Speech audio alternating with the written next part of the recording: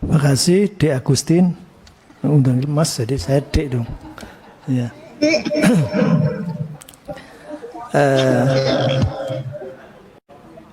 Bapak Ibu yang saya hormati, ini sudah lengkap apa pimpinan? Saya kira karena nanti ada banyak masalah kendala ini, apa video dan audio dan seterusnya, apalagi waktunya juga. Mohon maaf, mungkin saya ini cukupkan dulu saja. Nanti kita teruskan tanggal 14 untuk kita pendalaman. Cuman ini kompensasinya banyak yang masuk lewat sini ini. Jadi ini mohon maaf Pak Menteri, saya mestinya harus melanjutkan saja. Cuma ini karena satu tadi sudah disampaikan oleh Mbak Dek Agustin. Jadi tante. Katanya nggak pantas karena usianya masih muda. Jadi tentang RUU Cipta Kerja atau Omnibus Law itu memang di pasal 67 untuk kemudahan bagi masyarakat terutama pelaku usaha dalam mendapatkan perizinan berusaha dari sektor pendidikan dan kebudayaan. Untuk ini mengubah, menghapus dan menetapkan pengaturan baru beberapa ketentuan yang diatur dalam Undang-Undang 2003 tentang Sistem Pendidikan Nasional. Kemudian Undang-Undang 12 2012 tentang perguruan tinggi. Kemudian Undang-Undang 14 2005 tentang guru dan dosen. Undang-Undang 20 2013 tentang pendidikan kedokteran. Undang-Undang 4 2014 tentang kebidanan dan Undang-Undang 33 tentang 2009 tentang perfilman. Terutama untuk pendidikan ini saya kira karena respon masyarakat, jadi undang-undang ini, Undang-Undang 20 2003 itu disepakati di sini juga dan kemudian diserahkan ke Baleg menjadi inisiatif pemerintah yang sekarang kita nanti akan mendapatkan paparannya dari Kemendikbud. Dan ini masuk dalam prolegnas prioritas, sehingga nampaknya tidak layak kalau kemudian di sini kita bahas, tetapi di sana ternyata diubah-ubah. Ini nanti sinkronisasinya tentu secara teknis juga mengalami kesulitan. Di samping ada yang kedua adalah resistensi. Ada beberapa komunitas, para guru besar dan sebagainya memberikan masukan tentang ini. Kemudian yang ketiga, dianggap banyak pihak yang menganggap bahwa ini diskriminatif dan terlalu liberal. Diskriminatifnya terlalu mengutamakan pihak luar.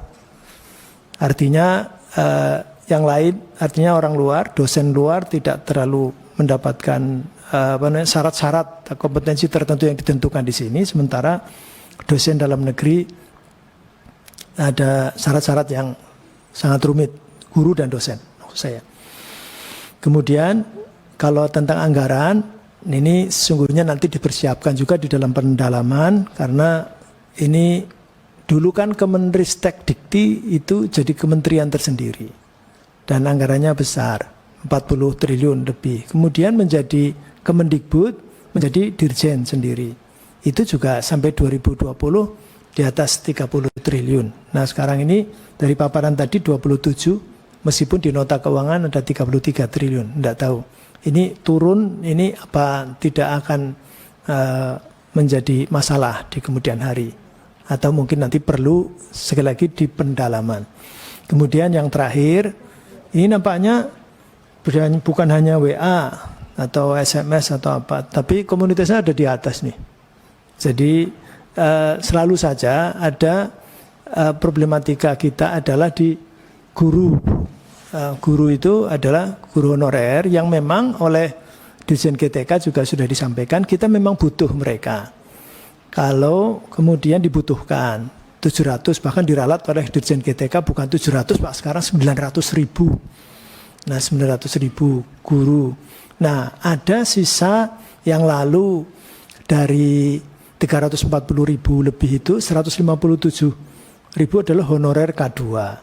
6.000 itu sudah diterima ASN, kemudian 51.000 sudah lulus P3K. Ini juga ada aspirasinya adalah bagaimana supaya Kemendikbud ikut mendorong supaya SK 51.000 guru yang lulus P3K ini segera, memang meskipun mungkin bukan otoritas Kemendikbud, tetapi ikut karena ini kan warga Kemendikbud begitu. Ini artinya ini adalah keluarga kita, sehingga 51.000 yang sudah lulus, mereka sudah menurunkan ekspektasinya dari PNS harga mati, demonya kan PNS harga mati, tetapi ternyata peluangnya adalah 3 skema, yaitu PNS, P3K, dan satunya honorer yang digaji sesuai dengan minimal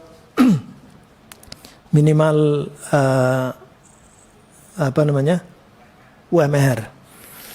Nah, ini mereka sudah menerima, tetapi sebagian sudah diterima, sudah lulus 51.000, tetapi belum mendapatkan SK karena kepres penggajian yang belum. Sesungguhnya itu saja. Dan ini mereka kan tidak bisa apa-apa, sehingga minta bantuan kepada Mendikbud. Kemudian juga ikut menganggarkan rekrutmen guru dan tenaga kependidikan. Sekarang ini sedang ada pendataan di informasi Kemenpan RB. Nah, kebutuhan ASN 2020. Mereka juga khawatir dari, berarti sisanya ada 150 honorer K2 dari guru ini tidak masuk dalam informasi. Ini supaya tidak ada satupun guru dan tenaga kependidikan yang sudah berjuang lama kemudian sekarang tidak ikut berkompetisi atau tidak ikut peluang pun tidak ada. Padahal kalau janji dari PP 48 2005 itu kan mestinya diangkat menjadi PNS semuanya. Nah, ini saya kira ini aspirasi dari mereka, dan terakhir mereka sangat pengen ketemu Pak Menteri. Nah, ini nanti jawab sendiri karena ada kan sendiri di sini. Jadi pengen ketemu Pak Menteri, nanti keluar ketemu Menteri juga bisa untuk menyampaikan mungkin aspirasinya. Saya kira demikian, tapi waktunya tinggal 2 menit. Monggo saya kira respon sekilas saja, untuk kemudian nanti saya bacakan karena kita akan mengadakan pendalaman di tanggal 14. Monggo Mas Menteri. Terima kasih Pak Ketua, terima kasih Bapak Ibu anggota, Wakil Ketua. Karena memang akan dibahas topiknya mendalam di RDP, saya kira saya tampung dulu semua komennya, lalu akan didiskusikan di masing-masing eselon 1. Sekali lagi terima kasih dukungan Bapak Ibu Komisi 10. Marilah kita menjaga dunia pendidikan di masa pandemi ini. Terima kasih sekali lagi untuk segala dukungannya. Saya kembalikan ke Pak Ketua. Terima kasih Mas Menteri dan Bapak Ibu yang saya hormati. Langsung saja kepada kesimpulan, hanya 1 atau 2 menit. Kesimpulan pembahasan RKAKL 2021. Yang pertama, Komisi 10 DPR RI mengingatkan agar Kemendikbud RI memperhatikan tahapan pembahasan RUU APBN sesuai peraturan perundang-undangan, khususnya berdasarkan konstitusi pasal 20A dan pasal 90 ayat 8 ayat 2 huruf A dan huruf C Undang-Undang Nomor 42 tahun 2014 tentang perubahan atas Undang-Undang 17 2014 tentang MD3. Kemudian yang kedua, berdasarkan surat bersama Menteri Keuangan nomor 692 MK.2.02/2020 dan Menteri PPN Bappenas nomor B.NAM-KU.01.01/08/08/2020 tanggal 5 Agustus 2020 perihal pagu anggaran Kementerian Lembaga dan penyelesaian RKAKL tahun anggaran 2020-2021 dan nota keuangan era APBN tahun 2021. Kemendikbud RI mengajukan usulan pagu anggaran pada era APBN tahun anggaran 2021 sebesar 81 triliun 534 miliar 1.080.000 rupiah. Berdasarkan Satker Unit Utama Sekjen 29 triliun, 7, Inspektorat Jenderal 211 miliar, 127, Ditjen PAUD Dikdasmen 4,9 triliun, Balitbank Perbukuan 865,9 miliar, Badan Pengembangan Bahasa dan Pembinaan Bahasa 491,5 miliar, Ditjen Kebudayaan 1,465 triliun, Ditjen Guru dan Tenaga Pendidikan 2,8 triliun, Ditjen Pendidikan Tinggi 33,041 triliun, Ditjen Pendidikan Vokasi 7,9 triliun. Berdasarkan program PAUD dan wajib belajar 12 tahun 12,3 triliun, pemajuan dan pelestarian bahasa dan budayaan 975,9 miliar, kualitas pengajaran dan pembelajaran 11,69 triliun, pendidikan tinggi 27,6 triliun, pendidikan dan pelatihan vokasi 5,228 triliun, dukungan manajemen 23,6 triliun, total 81 triliun 534 miliar 1.080.000 rupiah. Usulan program-program yang akan didanai oleh DAK: 1. Kemendikbud RI menyampaikan alokasi anggaran DAK sebesar 134 triliun 746 miliar 399 juta 203.000 rupiah. Dengan rincian DAK non fisik 116,6 triliun, DAK fisik 18,14 triliun, sehingga total 134,764 triliun. Kemendikbud RI menyampaikan arah kebijakan DAK bidang pendidikan meliputi peningkatan ketersediaan, keterjaminan akses, dan mutu layanan pendidikan dasar dan menengah, memberikan bantuan kepada pemerintah daerah, dan peningkatan kualitas pelayanan museum dan taman budaya.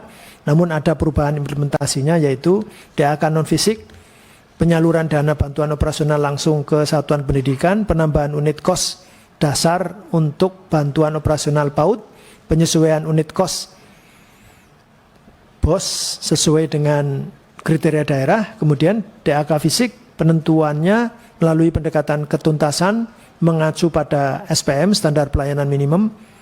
Satu jenis DAK pendidikan yaitu DAK reguler, satu jenis menu dengan dalam setiap sub bidang yaitu revitalisasi, kontraktual, dan kepala sekolah tidak terlibat dalam revitalisasi dan pembangunan.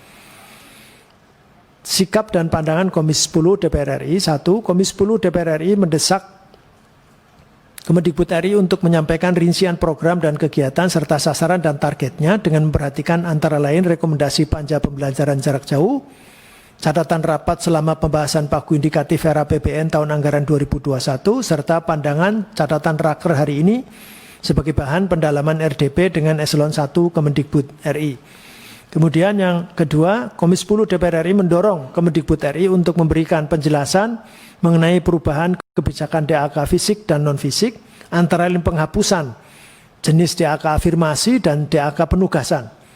Yang ketiga, Komisi 10 DPR RI mendorong Kemendikbud RI agar kebijakan dan implementasi DAK fisik dan non-fisik memperhatikan prinsip-prinsip akuntabilitas dan sesuai kebutuhan masyarakat pendidikan di daerah.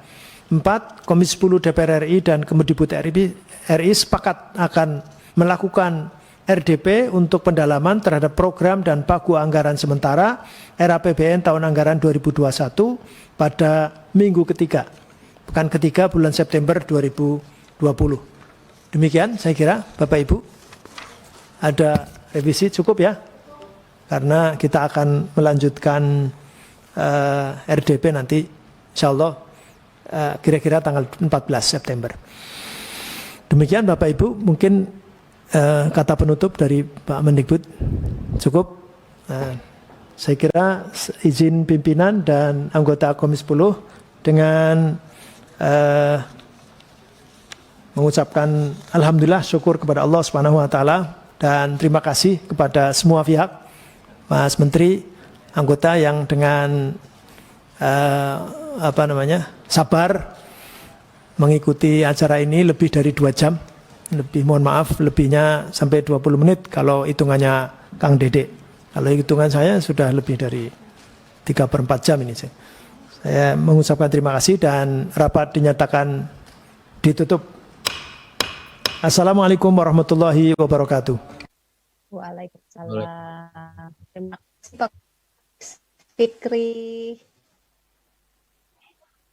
Terima kasih Mas Menteri semuanya. Untuk tim kerja bersama ya antara Komisi 2 dengan Kementerian Sekretariat Negara, tim kerja optimalisasi pengelolaan aset negara gitu. Karena sama dengan sekarang kami juga sudah bentuk tim kerja dengan Kementerian ATR BPN untuk menyelesaikan semua persoalan-persoalan yang berkaitan dengan sengketa dan konflik tanah. Kemudian yang kedua, concern dari Bapak-Bapak dan Ibu anggota Komisi 2 kepada BPIP.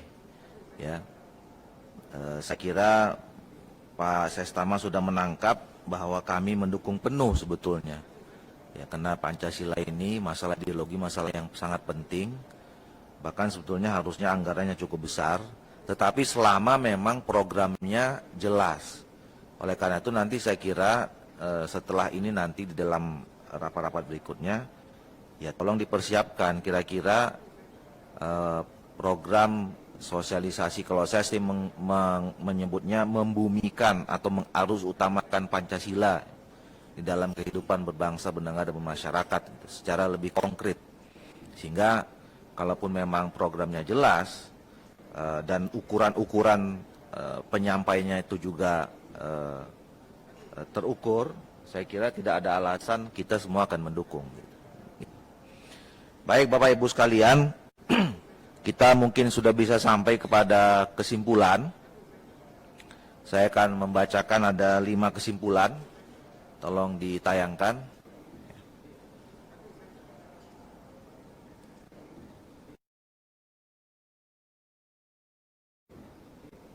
Kesimpulan yang pertama, RI negara sebesar 1.941 miliar 58 juta 122.000 rupiah, termasuk di dalamnya anggaran kantor staf presiden sebesar 86 miliar 67.700.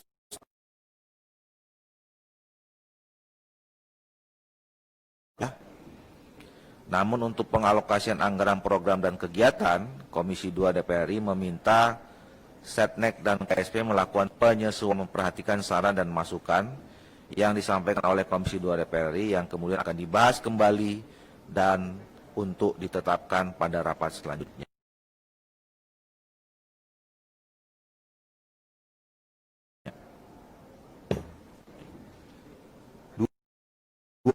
Komisi 2 DPR RI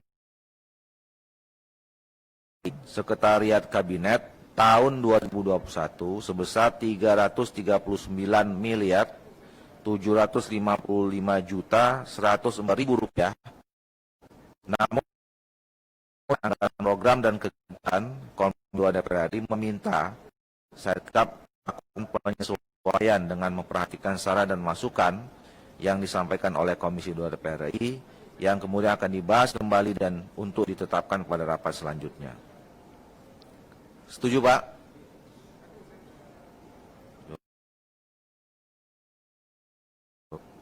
Komisi 2 DPR RI menyetujui anggaran yang diajukan Sekretariat Kabinet sebesar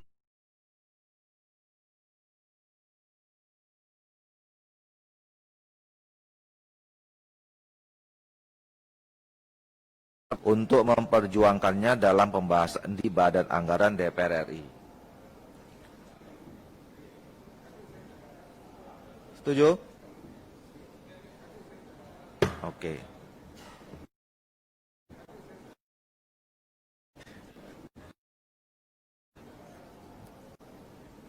Bisa kita tambahkan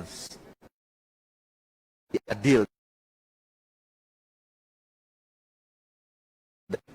4. Komisi menyetujui pagu anggaran Badan Pembinaan Ideologi Pancasila tahun 2021 sebesar 208 miliar 846 juta 742.000 rupiah.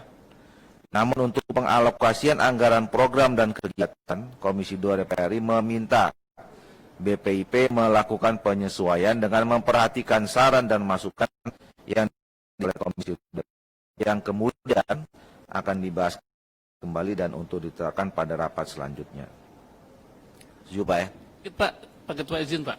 Ya. Sekarang sampaikan Pak Ketua bagus sekali Pak untuk nomor 4. Saran dan masukan yang disampaikan oleh Komisi 2 DPR khususnya dalam membumikan nilai-nilai Pancasila. Begitu. Jadi untuk macam-macam Pak, tidak untuk manajemen ya. Masukan yang disampaikan oleh Komisi 2 DPR khususnya dalam membumikan nilai-nilai Pancasila. Kalau nanti kita masukkan nomor 5, coba Pak. Oh, Pak, mau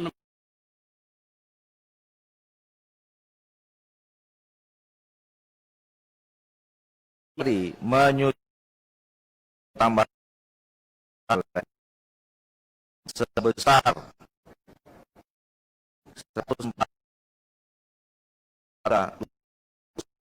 1.000 rupiah dan mengamanatkan kepada anggota bangga di Komisi DPR RI untuk memperjuangkannya dalam pembahasan di anggaran DPR RI. Nah, kalau mau ditambahkan yang ini, itu tadi.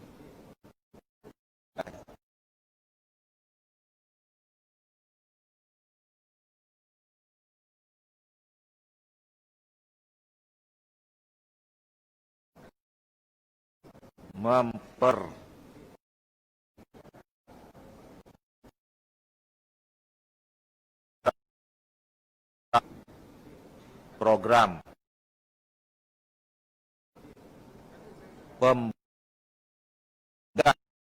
membumikan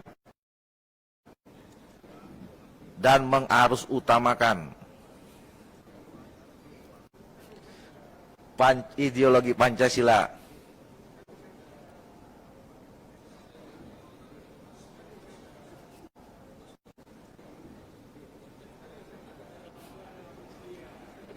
enggak, problemnya sekarang. Jadi masalahnya tidak terjadi proses deideologisasi. Jadi Pancasila itu sudah final dari segi nilai-nilai. Masalahnya sekarang banyak masyarakat Indonesia yang bukan hanya tidak memahami, tidak meresapi, tetapi ya hafal Pancasila aja juga tidak. Problemnya.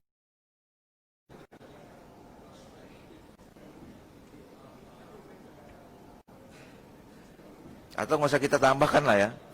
cukup bagus Pak. Cukup Pak itu. Kalau ini cukup.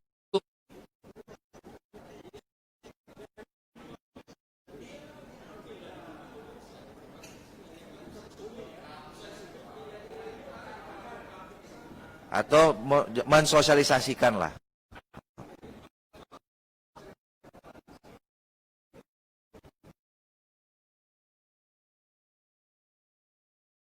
Enggak.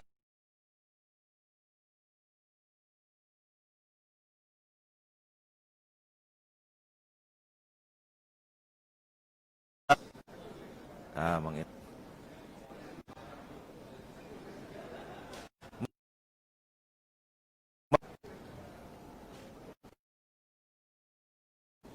Setuju? Oke.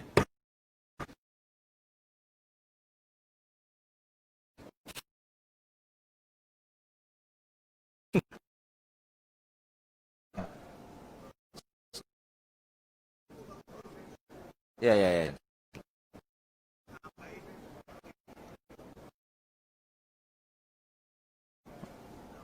Hah?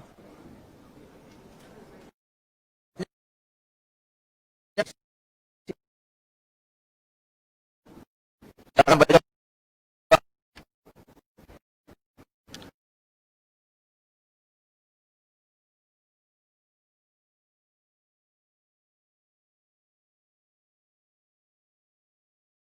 Tambahin tadi dari diskusi Indra dan juga dari apa yang disampaikan oleh Ketua tadi mengenai aset-aset negara, Pak Ketua.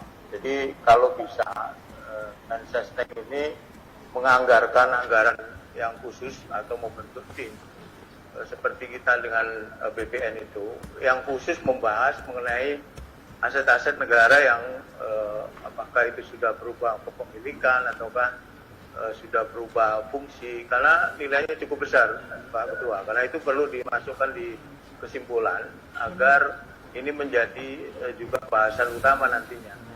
Terima kasih Pak Ketua. Pak Johan, saya kira hari ini agenda kita khusus membicarakan soal anggaran. Nah, tadi itu prolog saja.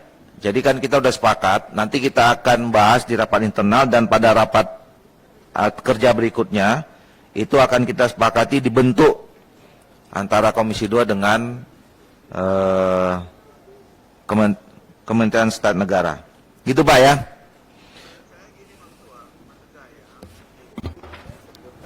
Bahwa Komisi 2 itu mengusulkan, ini soal anggaran Pak Ketua, Mensesnek itu menganggarkan itu loh. Jadi bukan pembentukan tim, tapi menganggarkan secara khusus untuk itu tadi aset-aset itu. Tapi kalau memang harus ada rapat internal dulu ya nggak apa-apa. Tapi ini soal anggaran sebenarnya. Iya, tapi anggarannya ini kita bicara angka yang konkret Pak. Kalau menganggarkan kan nanti usulannya nanti begini saja. Kalau dapat berikutnya di apa namanya? Kan nanti tanggal 21 sampai tanggal 25 itu bicara tentang penetapan. Jadi sekarang kalau ada usulan program itu juga harus untuk itu nanti harus dibahas dulu nanti di internal dan di teman-teman di anggaran Komisi 2. Baik Bapak Ibu sekalian, saya kira kita sudah bisa mengakhiri rapat dengar pendapat kita hari ini antara Komisi 2 dengan Kementerian Sekretariat Negara, kemudian Sekretariat Kabinet, Kantor Kepala Staf Presiden dan Kepala dan Badan Pembina Pancasila. Mudah-mudahan nanti selanjutnya kita akan tindak lanjuti sehingga nanti pada tanggal 21 sampai tanggal 23 kita bisa menetapkan seluruh anggaran yang sudah diajukan. Saya ucapkan terima kasih kepada Bapak Sekretaris Sekretariat Kabinet Kementerian Negara, kemudian Bapak Deputi Administrasi Sekretariat Kabinet, kemudian Kepala Sekretariat KSP dan juga Sestama BPIP, dan juga tentu saya ucapkan terima kasih pada seluruh pimpinan dan anggota Komisi 2 DPR RI. Dengan mengucapkan Alhamdulillah Rabbil Alamin, maka rapat dengar pendapat hari ini saya nyatakan ditutup.